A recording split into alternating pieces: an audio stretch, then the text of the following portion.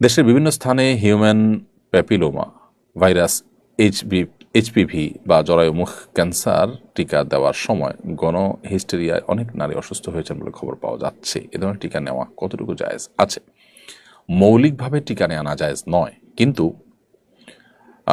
এই যে এইচপিভি টিকার কথা বলা হচ্ছে, অনেকগুলো গণমাধ্যমে আমিও দেখেছি যে বহু আমাদের শিক্ষার্থীরা সেখানে আহত হয়ে যাচ্ছে। টিকা নিয়েই যদি অবস্থা হয়, তাহলে পরবর্তীতে এর কি ব্যাড এফেক্ট আমাদের শরীরে পড়তে পারে, আমাদের মেয়েদের শরীরে পড়তে পারে, সেটা বোধ হয় আমাদের দেশপ্রেমিক এবং ইসলামপ্রিয় যে সমস্ত গবেষকগণ আছেন তাদের খুঁজে বের করা দরকার এবং সেটি জনসমক্ষে তাদের প্রকাশ করা উচিত।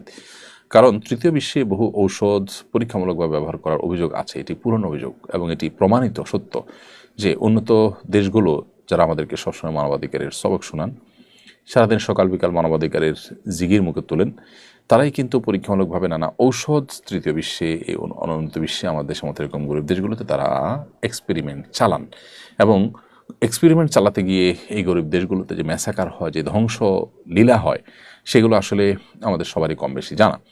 বিশেষ করে যে কোভিড-19 যে টিকা, এই টিকা যখন বের হলো, এটা নিয়ে যখনই কেউ নেগেটিভ কথা বলল, তখন নানানভাবে তাদেরকে হেনস্থা করা হয়েছে। পরবর্তীতে অবশ্য এই ডিপার্টমেন্টের, অর্থাৎ স্বাস্থ্য বিভাগেরই গুরুত্বপূর্ণ বড় বড় পদে থাকা মানুষগুলোর সাথে আমার সরকারি 1-2টা মিটিংয়ের সুযোগ হয়েছে ইসলামী ফাউন্ডেশনে। সেখানে আমি তাদের মন্তব্য শুনে অবাক হয়েছি। তারা বলেছেন কেউ যে আসলে এখানে স্বাস্থ্য স্বাস্থ্য আপনার বিজ্ঞান এবং আপনার কি বলে এটাকে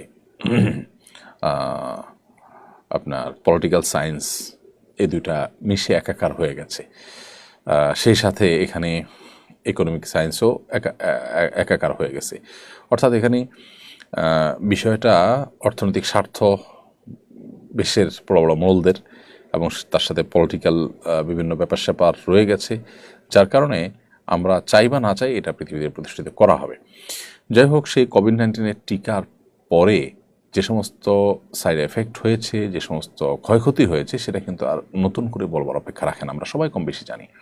এখনও পর্যন্ত গোটা বিশ্বে বহু গবেষণা হয়েছে এবং সমস্ত গবেষণার ফলাফল থেকে দেখা গেছে যে ভয়াবহ ক্ষতি আমাদের জীবনে ডেকে এনেছে এই টিকা।